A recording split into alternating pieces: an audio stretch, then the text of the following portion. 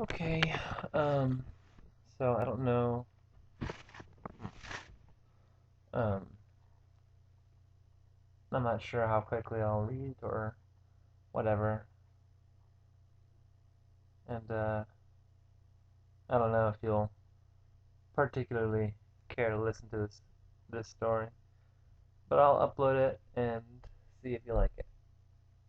Okay, this is my Kindle, so let me see what I got. 'Cause I think we started on another one. Let me go ahead and search for it here. Here it is. Okay.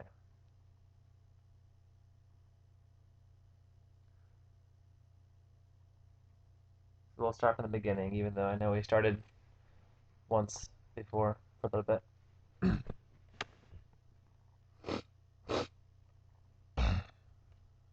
Jonathan Strange and Mr. Norrell, a novel by Susanna Clark. There's a picture there. I don't know how well it'll show up at all. Oh, pretty well, it looks like. Okay.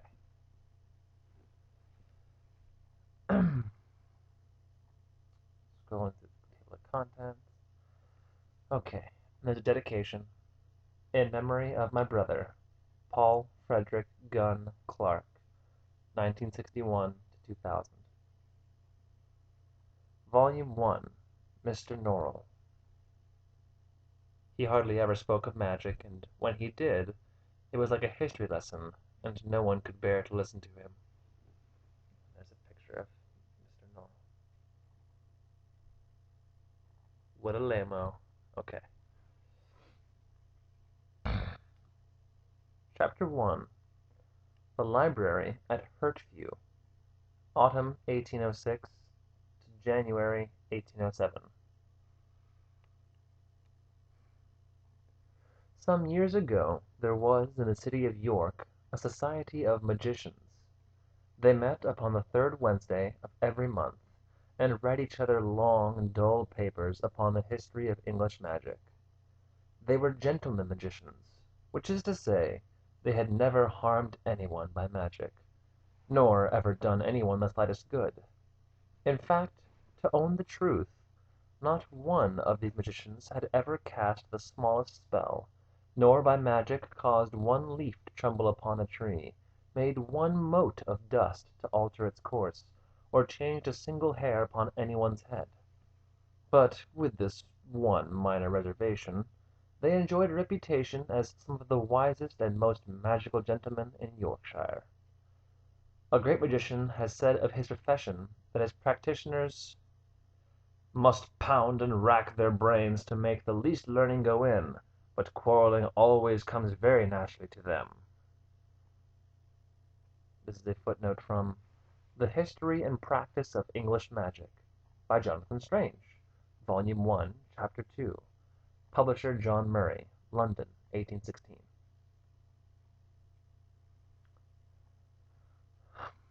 Quarrelling always comes very naturally to them, and the York magicians had proved the truth of this for a number of years. In the autumn of 1806 they received an addition in a gentleman called John Segundus. At the first meeting that he attended, Mr. Segundus rose and addressed the society. He began by complimenting the gentlemen upon their distinguished history. He listed the many celebrated magicians and historians that had at one time or another belonged to the York Society. He hinted that it had been no small inducement to him in coming to York to know of the existence of such a society. Northern magicians, he reminded his audience, had always been better respected than Southern ones. Mr. Segundus said that he had studied magic for many years and knew the histories of all the great magicians of long ago. He read the new publications upon the subject, and had even made a modest contribution to their number, but recently he had begun to wonder why the great feats of magic that he read about remained on the pages of his book and were no longer seen in the street or written about in the newspapers. Mr. Segundus wished to know, he said, why modern magicians were unable to work the magic they wrote about. In short, he wished to know why there was no more magic done in England. It was the most commonplace question in the world. It was the question which, sooner or later, every child in the kingdom asks his governess or his schoolmaster or his parent. Yet the learned members of the York Society did not at all like hearing it asked, and the reason was this: they were no more able to answer it than anyone else. The president of the York Society, whose name was Dr. Foxcastle, turned to John Segundus and explained that the question was a wrong one. It presupposes that magicians have some sort of duty to do magic, which is clearly nonsense. You would not, I imagine, suggest that it is the task of botanists to devise more flowers, or that astronomers should labor to rearrange the stars. Magicians, Mr. Segundus, study magic which was done long ago. Why should anyone expect more? An elderly gentleman, with faint blue eyes and faintly colored clothes, called either Hart or Hunt (Mrs. Segundus could never quite catch the name), faintly said that it did not matter in the least whether anybody expected it or not. A gentleman could not do magic. Magic was what street sorcerers pretended to do in order to rob children of their pennies. Magic, in the practical sense, was much fallen off. It had low connections. It was the bosom companion of unshaven faces, gypsies, housebreakers, the frequenter of dingy rooms with dirty yellow curtains. Oh, no. A gentleman could not do magic. A gentleman might study the history of magic, nothing could be nobler, but he could not do any. The elderly gentleman looked with faint, fatherly eyes at Mr. Segundus and said that he hoped Mr. Segundus had not been trying to cast spells. Mr. Segundus blushed. But the famous magician's maxim held true. Two magicians, in this case Dr. Foxcastle and Mr. Hunt or Hart, could not agree without two more thinking the exact opposite. Several of the gentlemen began to discover that they were entirely of Mr. Segundus's opinion, and that no question in all of magical scholarship could be so important as this one. Chief among Mr. Segundus's supporters was a gentleman called Honeyfoot, a pleasant, friendly sort of man of 55, with a red face and gray hair. As the exchanges became more bitter, and Dr. Foxcastle grew in sarcasm towards Mr. Segundus, Mr. Honeyfoot turned to him several times, and whispered such comfort as, "Do not mind them, sir, I am entirely of your opinion," and "You're quite right, sir, do not let them sway you," and "You have hit upon it, indeed you have, sir. It was the want of the right question which held us back before. Now that you are come, we shall do great things." Such kind words as these did not fail to find a grateful listener in John Segundus, whose shock showed clearly in his face. "I fear that I have made myself disagreeable," he whispered to Mr. Honeyfoot. "That was not my intention. I had hoped for these gentlemen's good opinion." At first Mr. Segundus was inclined to be downcast, but a particularly spiteful outburst from Dr. Foxcastle roused him to a little indignation. "That gentleman," said Dr. Foxcastle, fixing Mr. Segundus with a cold stare, "seems determined that we should share in the unhappy fate of the Society of Manchester Magicians." Mr. Segundus inclined his head towards Mr. Honeyfoot, and said, "I had not expected to find the magicians of Yorkshire quite so obstinate. If magic does not have friends in Yorkshire, where may we find them?" Mr. Honeyfoot's kindness to Mr. Segundus did not end that evening. He invited Mr. Segundus to his house in High Petergate to eat a good dinner in company with Mrs. Honeyfoot and her 3 pretty daughters, which Mr. Segundus, who was a single gentleman and not rich, was glad to do. After dinner Miss Honeyfoot played the pianoforte, and Miss Jane sang in Italian. The next day Mrs. Honeyfoot told her husband that John Segundus was exactly what a gentleman should be, but she feared he would never profit by it, for it was not the fashion to be modest and quiet and kind-hearted. The intimacy between the two gentlemen advanced very rapidly. Soon Mr. Segundus was spending 2 or 3 evenings out of every 7 at the house in High Petergate. Once there was quite a crowd of young people present, which naturally led to dancing. It was all very delightful, but often Mr. Honeyfoot and Mrs. Secundus would slip away to discuss the one thing which really interested both of them. Why was there no more magic done in England? But talk as they would, often till 2 or 3 in the morning, they came no nearer to an answer. And perhaps this was not so very remarkable, for all sorts of magicians and antiquarians and scholars had been asking the same question for rather more than 200 years. Mr. Honeyfoot was a tall, cheerful, smiling gentleman, with a great deal of energy, who always liked to be doing or planning something, rarely thinking to inquire whether that something were to the purpose.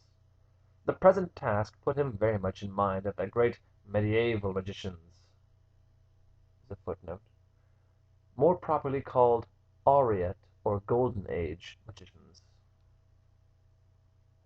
who, whenever they had some seemingly impossible problem to solve, would ride away for a year and a day, with only a fairy servant or two to guide them, and at the end of this time never failed to find the answer. Mr. Honeyfoot told Mrs. Secundus that in his opinion they could not do better than emulate these great men, some of whom had gone to the most retired parts of England and Scotland and Ireland, where magic was strongest, while others had ridden out of this world entirely, and no one nowadays was quite clear about where they had gone or what they had done when they got there. Mr. Honeyfoot did not propose going quite so far. Indeed, he did not wish to go far at all, because it was winter and the roads were very shocking. Nevertheless, he was strongly persuaded that they should go somewhere and consult someone. He told Mrs. Secundus that he thought they were both growing stale. The advantage of a fresh opinion would be immense. But no destination, no object presented itself. Mr. Honeyfoot was in despair, and then he thought of the other magician. Some years before, the York Society had heard rumors that there was another magician in Yorkshire. This gentleman lived in a very retired part of the country, where, it was said, he passed his days and nights studying rare magical texts in his wonderful library. Dr. Foxcastle had found out the other magician's name and where he might be found, and had written a polite letter inviting the other magician to become a member of the York Society. The other magician had written back, expressing his sense of the honor done him, and his deep regret. He was quite unable, the long distance between York and Hertford Abbey, the indifferent roads, the work that he could on no account neglect, etc., etc. The York magicians had all looked over the letter, and expressed their doubt that anybody with such small handwriting could ever make a tolerable magician. Then, with some slight regret for the wonderful library they would never see, they had dismissed the other magician from their thoughts. Mr. Honeyfoot said to Mr. Secundus that the importance of the question, why was there no more magic done in England, was such that it could be very wrong of them to neglect any opening. Who could say? The other magician's opinion might be worth having. And so he wrote a letter proposing that he and Mr. Secundus give themselves the satisfaction of waiting on the other magician on the third Tuesday after Christmas at 2:30. A reply came very promptly. Mr. Honeyfoot, with his customary good nature and good fellowship, immediately sent for Mr. Secundus, and showed him the letter. The other magician wrote in his small handwriting that he would be very happy in the acquaintance. This was enough.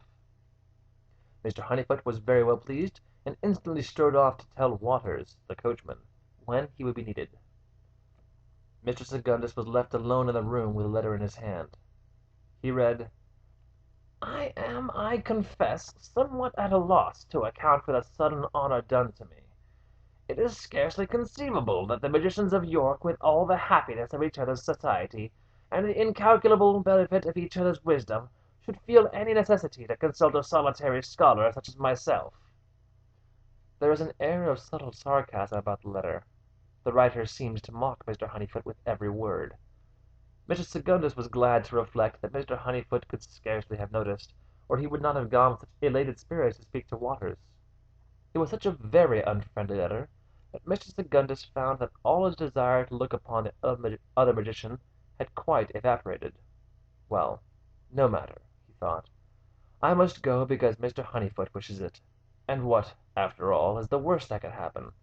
We will see him, and be disappointed, and that will be an end of it. The day of the visit was preceded by stormy weather. Rain had made long, ragged pools in the bare brown fields. Wet roofs were like cold stone mirrors, and Mr. Honeyfoot's post chaise, travelled through a world that seemed to contain a much higher proportion of chill grey sky, and a much smaller one of solid comfortable earth, than was usually the case. Ever since the first evening Mr. Secundus had been intending to ask Mr. Honeyfoot about the learned Society of Magicians of Manchester, which Dr. Foxcastle had mentioned. He did so now. "It was a society of quite recent foundation," said Mr. Honeyfoot, "and its members were clergymen of the poorer sort, respectable ex-tradesmen, apothecaries, lawyers, retired mill owners who had got up a little Latin, and so forth. Such people as might be termed half-gentlemen. I believe Dr. Foxcastle was glad when they disbanded. He does not think that people of that sort have any business becoming magicians. And yet, you know, there were several clever men among them. They began, as you did, with the aim of bringing back practical magic to the world. They were practical men and wished to apply the principles of reason and science to magic as they had done to the manufacturing arts. They called it rational thaumaturgy. When it did not work they became discouraged. Well, they cannot be blamed for that. But they let their disillusionment lead them into all sorts of difficulties. They began to think that there was not now, nor ever had been, magic in the world. They said that the Orient magicians were all deceivers, or were themselves deceived, and that the Raven King was an invention of the northern English to keep themselves from the tyranny of the South. Being North countrymen themselves, they had some sympathy with that. Oh, their arguments were very ingenious. I forget how they explained fairies. They disbanded, as I told you, and one of them, whose name was Aubrey, I think, meant to write it all down and publish it, but when it came to the point he found that a sort of fixed melancholy had settled on him, and he was not able to rouse himself enough to begin." "Poor gentleman," said Mr. Secundus. "Perhaps it is the age. It's not an age for magic or scholarship, is it, sir? Tradesmen prosper, sailors, politicians, but not magicians. Our time is past." He thought for a moment. "3 years ago," he said, "I was in London, and I met with a street magician, a vagabonding, yellow-curtained sort of fellow, with a strange disfiguration. This man persuaded me to part with quite a high sum of money, in return for which he promised to tell me a great secret. When I had paid him the money he told me that one day magic would be restored to England by two magicians. Now, I do not at all believe in prophecies, yet it is thinking on what he said that has determined me to discover the truth of our fallen state. Is that not strange?" "You are entirely right. Prophecies are great nonsense," said Mr. Honeyfoot, laughing.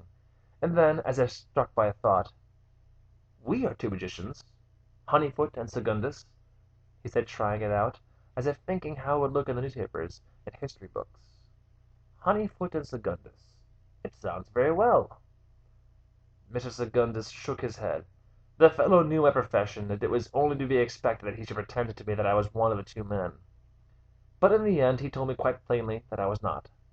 At first it seemed as if he was not sure of it. There was something about me. He made me write down my name, and looked at it a good long while. "I expect he could see there was no more money to be got out of you," said Mr. Honeyfoot. Hertford Abbey was some 14 miles northwest of York. The antiquity was all in the name. There had been an abbey, but that was long ago. The present house had been built in the reign of Anne. It was very handsome and square and solid-looking, in a fine park full of ghostly-looking wet trees, for the day was becoming rather misty.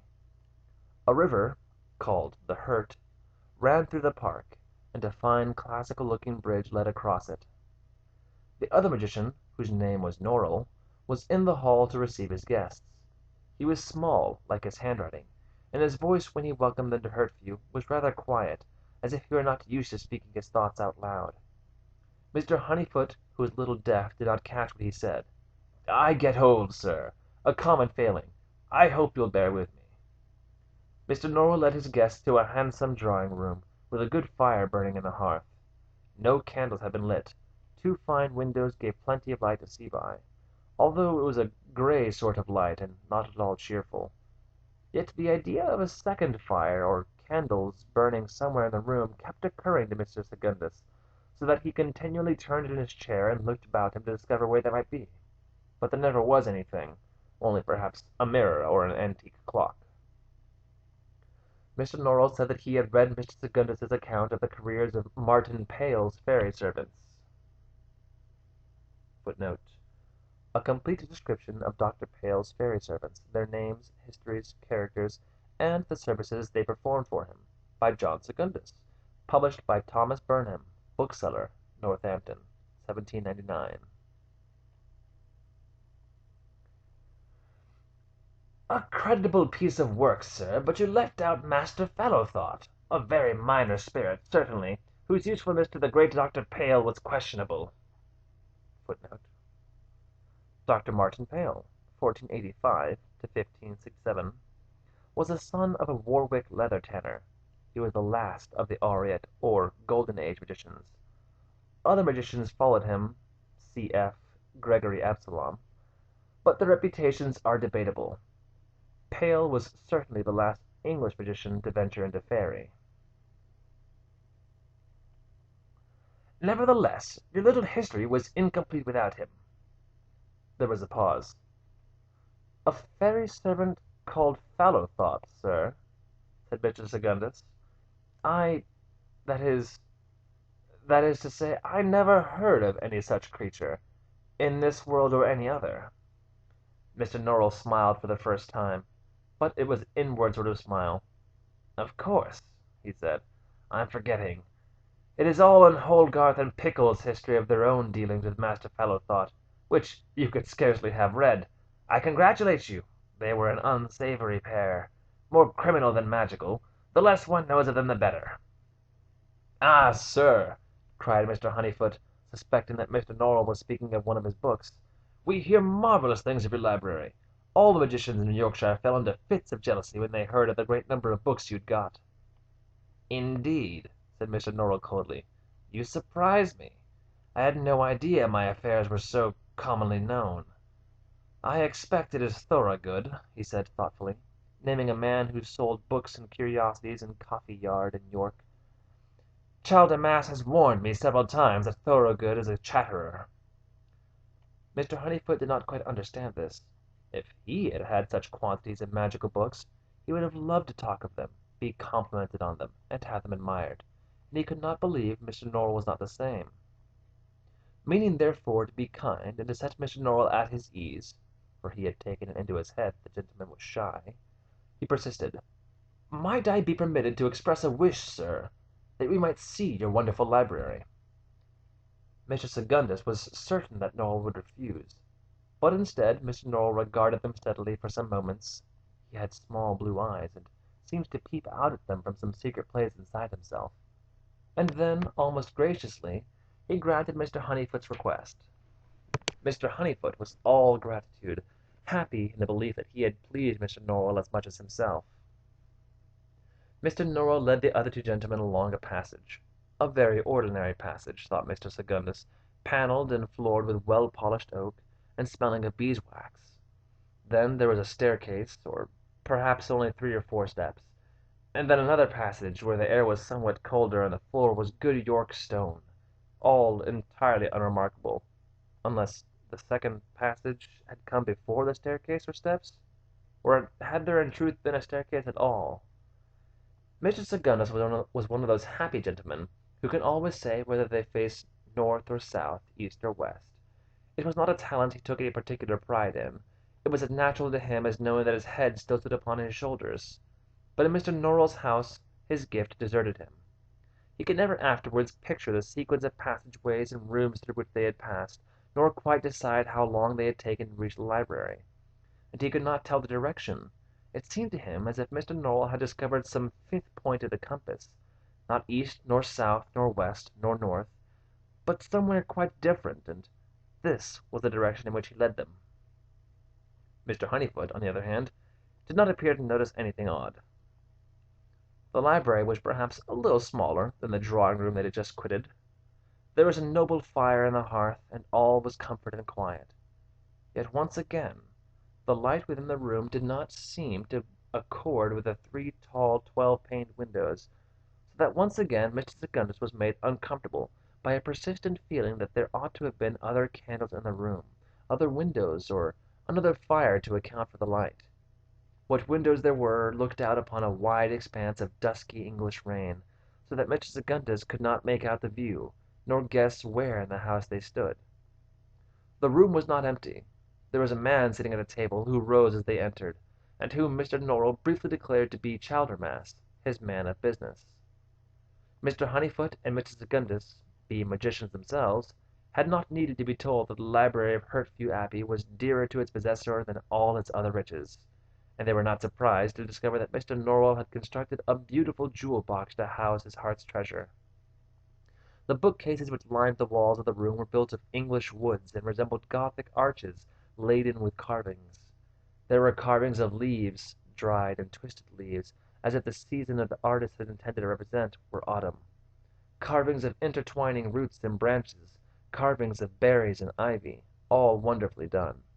But the wonder of the bookcases was nothing to the wonder of the books.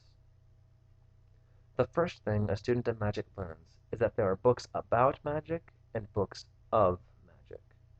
And the second thing he learns is that a perfectly respectable example of the former may be had for 2 or 3 guineas at a good bookseller, and that the value of the latter is above rubies. Footnote. Magicians, as we know from Jonathan Strange's maxim, will quarrel about anything, and many years and much learning has been applied to the vexed question of whether such and such a volume qualifies as a book of magic, but most laymen find they are served well enough by the simple rule: books written before magic ended in England are books of magic; books written later are books about magic. The principle from which the layman's rule of thumb derives is that a book of magic should be written by a practising magician, rather than a theoretical magician or a historian of magic. What could be more reasonable? And yet already we are in difficulties. The great masters of magic, those we term the Golden Age or Orient magicians, Thomas God bless, Ralph Stokesy, Catherine of Winchester, the Raven King, wrote little, or little has survived. It is probable that Thomas God bless could not write; Stokesy learnt Latin at a little grammar school in his native Devonshire, but all that we know of him comes from other writers. Magicians only applied themselves to writing books when magic was already in decline. Darkness was already approaching to quench the glory of English magic.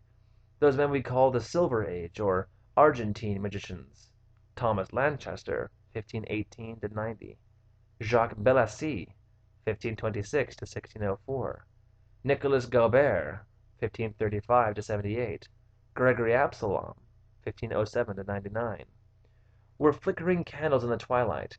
They were scholars first, and magicians second. Certainly they claimed to do magic; some even had a fairy servant or two; but they seem to have accomplished very little in this way, and some modern scholars have doubted whether they could do magic at all.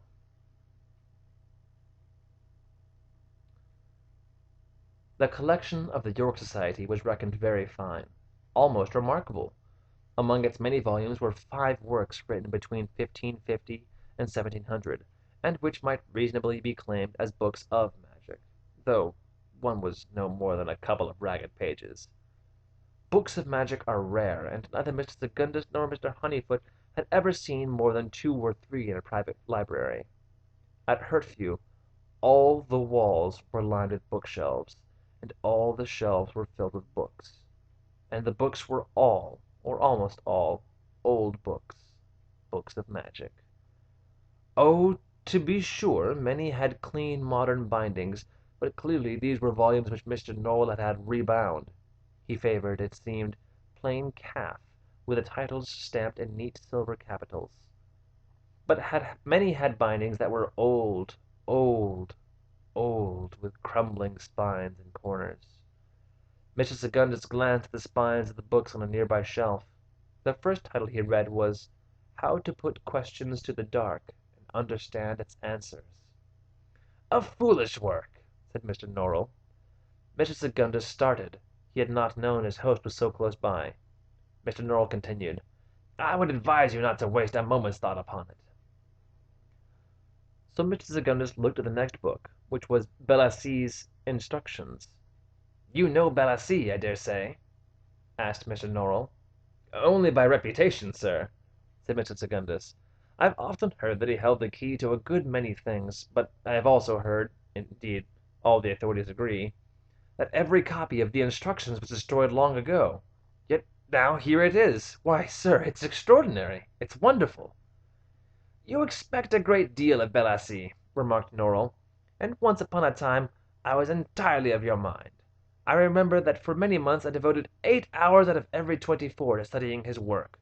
A compliment, I may say, that I've never paid any other author. But ultimately he's disappointing. He's mystical where he ought to be intelligible, and intelligible where he ought to be obscure. There are some things which have no business being put into books for all the world to read. For myself, I no longer have any very great opinion on Belasy." "Here is a book I never even heard of, sir," said Mr. Secundus. "The Excellences of Christo-Judaic Magic. What can you tell me of this?" "Ha!" cried Mr. Norrell. "It dates from the 17th century, but I have no great opinion of it. Its author was a liar, a drunkard, an adulterer, and a rogue. I'm glad he's been so completely forgot." It seemed that it was not only live magicians which Mr. Norrell despised. He had taken the measure of all the dead ones, too, and found them wanting. Mr. Honeyfoot, meanwhile, his hands in the air like a Methodist praising God, was walking rapidly from bookcase to bookcase. He could scarcely stop long enough to read the title of one book before his eye was caught by another on the other side of the room. "Oh, Mr. Norrell!" he cried. "Such a quantity of books! Surely we shall find the answers to all our questions here." There's a picture.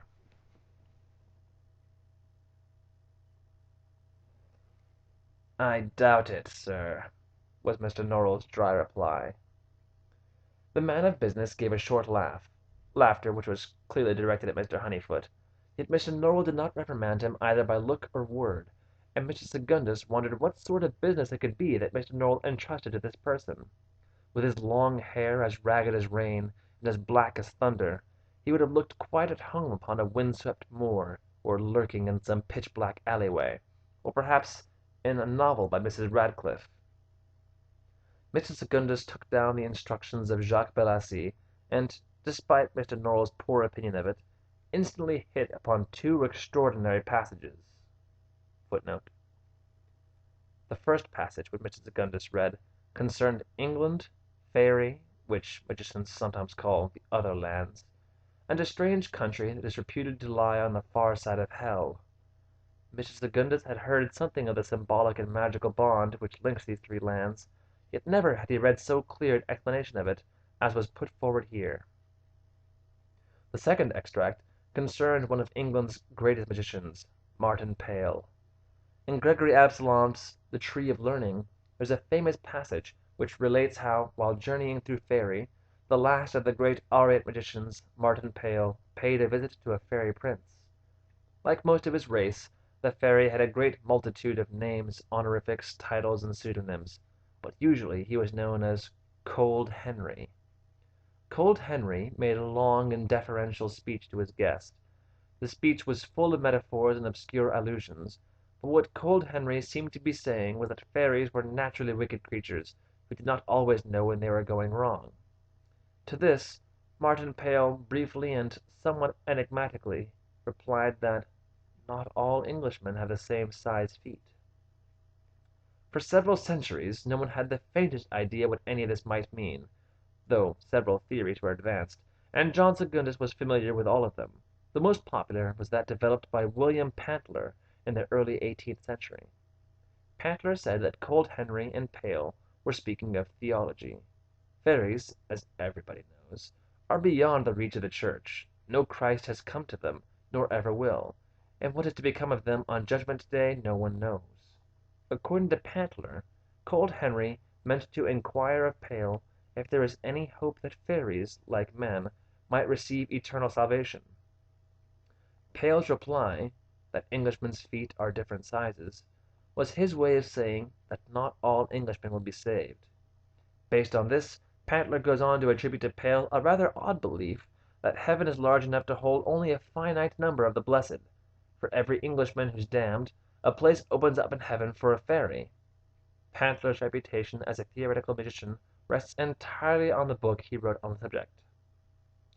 In Jacques Belasy's instructions, Mr. Secundus read a very different explanation.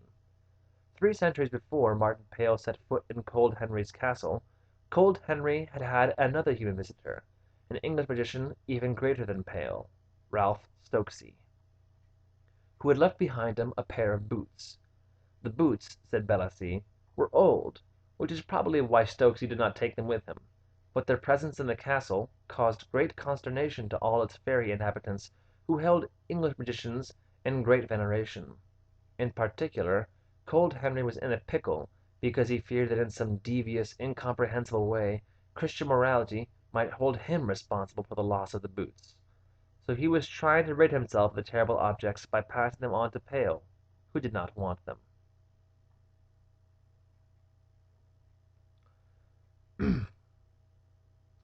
Mr. Segundus took down the instructions of Jacques Bellassy, and, despite Mr. Norrell's poor opinion of it, instantly hit upon two extraordinary passages.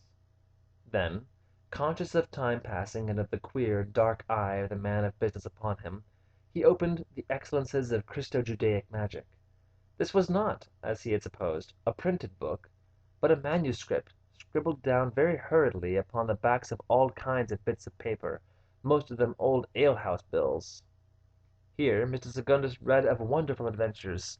The 17th-century magician had used his scanty magic to battle against great and powerful enemies, battles which no human magician ought to have attempted. He had scribbled down the history of his patchwork victories, just as those enemies were closing around him. The author had known very well that, as he wrote, time was running out for him, and death was the best that he could hope for. The room was becoming darker. The antique scrawl was growing dim on the page. Two footmen came into the room, and, watched by the unbusinesslike man of business, lit candles, drew window curtains, and heaped fresh coals upon the fire. Mr. Segundus thought it best to remind Mr. Honeyfoot that they had not yet explained to Mr. Norrell the reason for their visit. As they were leaving the library, Mr. Segundus noticed something he thought odd. A chair was drawn up to the fire, and by the chair stood a little table. Upon the table lay the boards and leather bindings of a very old book, a pair of scissors, and a strong, cruel-looking knife, such as a gardener might use for pruning. But the pages of the book were nowhere to be seen. Perhaps, thought Mr. Segundus, he has sent it away to be bound anew. Yet the old binding still looked strong, and why should Mr. Norrell trouble himself to remove the pages and risk damaging them? A skilled bookbinder was a proper person to do such work. When they were seated in the drawing-room again, Mr. Honeyfoot addressed Mr. Norrell. "What I have seen here to-day, sir, convinces me that you are the best person to help us. Mr. Segundus and I are of the opinion that modern magicians are on the wrong path. They waste their energies upon trifles. Do you not agree, sir?" "Oh, certainly," said Mr. Norrell. "Our question," continued Mr. Honeyfoot, "is why magic has fallen from its once great state in our great nation. Our question is, sir, why is no more magic done in England?" Mr. Norrell's small, blue eyes grew harder and brighter, and his lips tightened as if he were seeking to suppress a great and secret delight within him. It was as if, thought Mr. Secundus, he had waited a long time for someone to ask him this question, and had had his answer ready for years. Mr. Norrell said, "I cannot help you with your question, sir, for I do not understand it. It is a wrong question, sir. Magic is not ended in England. I, myself, am quite a tolerable practical magician.